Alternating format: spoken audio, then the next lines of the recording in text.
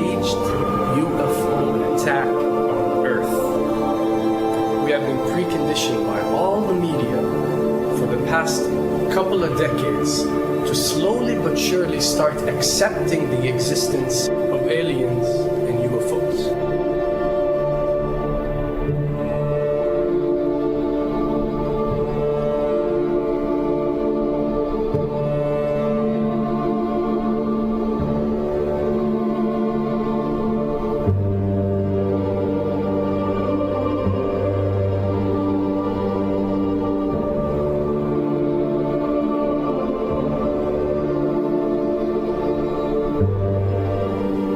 I can tell you right now that 99% of every UFO sighting that has ever taken place has actually not been an unidentified flying object, because this has always been military technologies.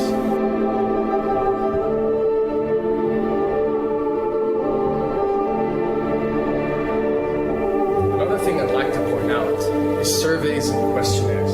You know, we get surveys and questionnaires all the time, sent out by the state or by the government or by our rulers and our officials and so on and so forth.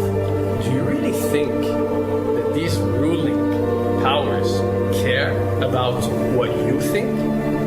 Do you really think that they're waiting to ask you and receive your answer before making a decision? What happens with these questionnaires is that they are released. For example, what country do you think the US should attack next? And if it yields back results like 70% of the US population believe Iran is the next country that should be attacked, this is actually a study conducted for the effectiveness of the media propaganda that they are using. So when they get such results, they look at it and they be like, all right, amazing. Our media propaganda is working. We are purposely trying to manipulate people to think that Iran should be the next one, and check out the survey results. We're doing a great job in propaganda. That's what it's all about. And if the results come back and they aren't up to par, so let's say 20% want war with Iran and 80% want actual peace, they say, okay, so now we have to go and rework our media propaganda and make it more effective so these percentages change.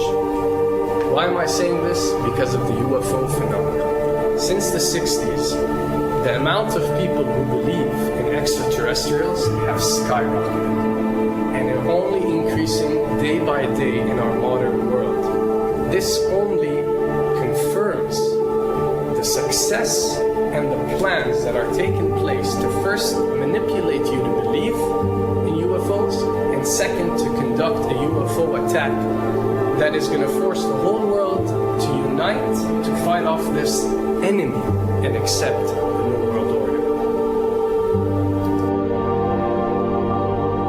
A former Canadian government official is warning we may be on the verge of intergalactic war, saying, quote, the Bush administration has finally agreed to let the military build a forward base on the moon, which will put them in a better position to keep track of the comings and goings of visitors from space, and to shoot at them if they so decide. I was introduced to the late Dr. Wernher von Braun in the U.S., the father of rocketry.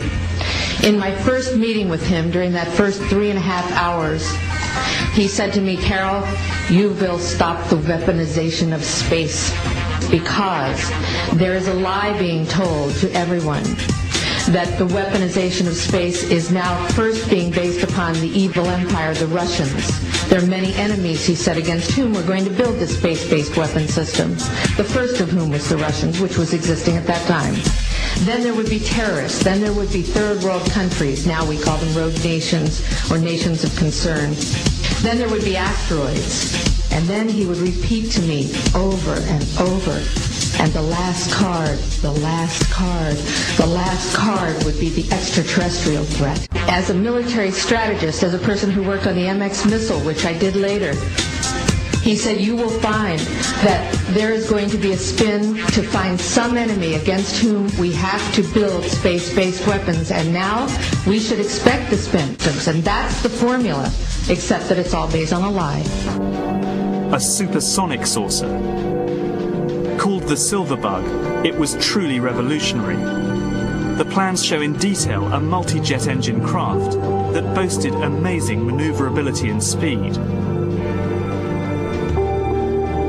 It's an intriguing thought that this concept may tie in with the work of the German scientists who brought saucer technology to the US at the close of the Second World War.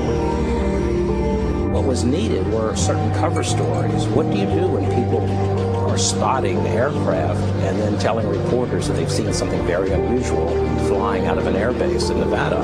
And frankly, this was the origin of a lot of the sightings that took place in the mid-50s, 1954, 55, 56, of unidentified flying objects, the UFOs. So the CIA was involved in encouraging people to believe that, yes, they saw UFOs, and the CIA and the military tried to be very helpful to reporters to get these stories out, to divert the attention of the country, and particularly the people in this region, about what they had actually seen. Mexican Air Force pilots capturing on videotape what are said to be 11, count them, 11 UFOs. The Mexican Air Force has released a video that some of you are going to find difficult to believe. A journalist says it shows images of UFOs tracking a Mexican military plane. So what's the truth about UFOs?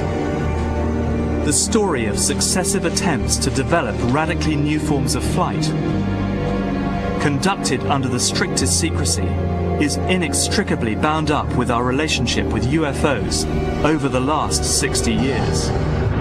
Whether it's Allied pilots buzzed by strange balls of fire in 1942 or the Roswell incident 5 years later, there is a strong case to be made that secret military technology offers a convincing explanation for many UFO stories. Anytime the government has secrets that they can keep from us,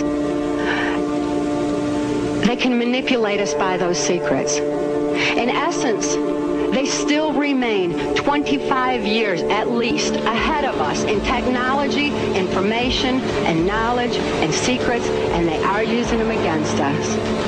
I heard over the years many times over that the plan to usher in the New World Order would be to make all the people in this country and around the world feel totally helpless to prevent the New World Order from occurring, this world dominance plan, by saying that we had been invaded by aliens, so that we would say, oh, please, UN, come in and help us all.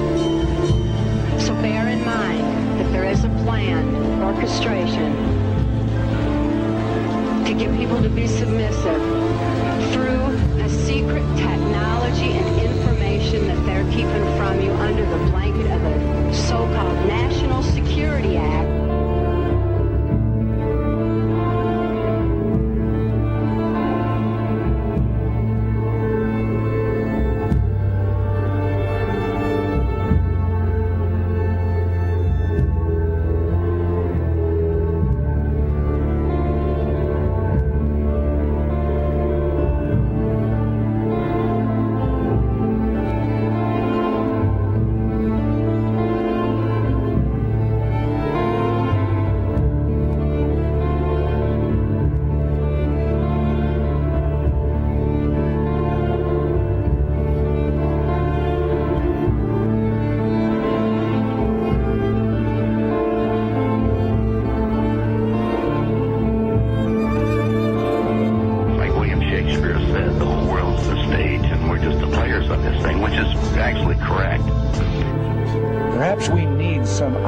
Universal threat to make us recognize this common bound. I occasionally think how quickly our differences worldwide would vanish if we were facing an alien threat from outside this world.